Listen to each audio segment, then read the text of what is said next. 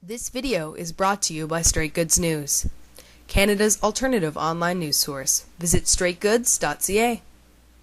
I'm David Climenhaga. I'm a communications officer with the United Nurses of Alberta Union. What were your general impressions of this conference, David? Well, I guess I have a positive impression and a negative impression in the sense that I thought it was a very good conference and there was very good material there.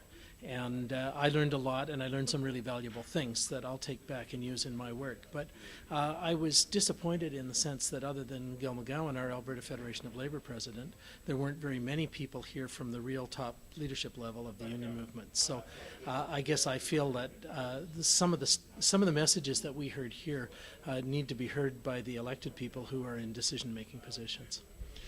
What specifically might have jumped out at you from this conference that you would want to see implemented right away, or some kind of plan developed to implement in your constituency? Well, that's an interesting question. I mean, there were strategic questions around how advertising should be structured and what the messages should be that I think maybe don't need instant application, but need to be application fairly soon, right?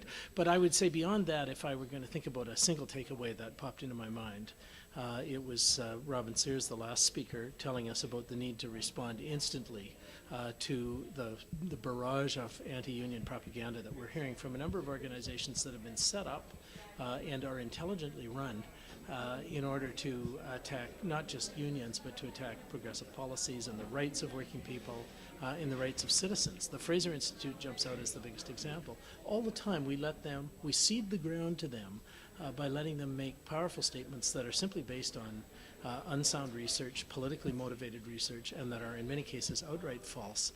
They become the truth, as Mr. Sears said, because we don't bother speaking back to them or responding. So we really need to work on that, instantly responding to them and be using the space that's available. I come out of a media background, and I know that typically you always provide space for reaction, but we've got to react if we're going to make use of that space because it's gone in one news cycle.